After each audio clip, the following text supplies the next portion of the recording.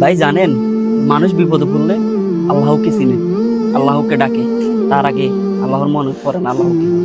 কিভাবে কিভাবে বুঝলি তুই? এই যে দেখেন, যখন মানুষ অসুস্থ হয়, কোনো টাকা পয়সার প্রয়োজন পড়ে, কোনো জমি নিয়ে যদি কোনো ঝামেলা হয়, তখন আল্লাহকে অনেক টাকা ডাকে, আল্লাহ আমাকে এটা থেকে রক্ষা করো, এটা থেকে রক্ষা করো। কিন্তু যখন সে বিপদ মুক্ত হয়, তখন আল্লাহকে ভুলে যায়। আল্লাহকে এমন ভুলেই মনেই পড়ে না আল্লাহকে। এই যে কত মসজিদ, কত কিছু দেখা যায়, মানুষ দেখেন, মানুষ নেই মসজিদে, হাজার হাজার মসজিদ আছে, কিন্তু মসজিদে মুসল্লি নেই। কারণ সবাই আল্লাহকে ভুলে গেছে।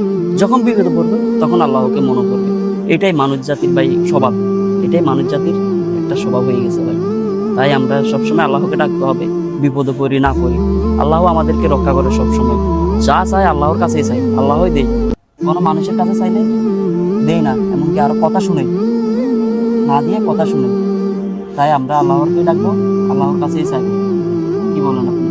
ও ভাই, আসলে তো আসলে মানুষ যখন বিপদে হয় তখন আল্লাহকে স্মরণ করে, আর যখন বিপদ থেকে কেটে যায়, মুশকিল থেকে আসান হয়ে যায়, তখন আর আল্লাহকে ডাকে না, আল্লাহকে স্মরণ করে না।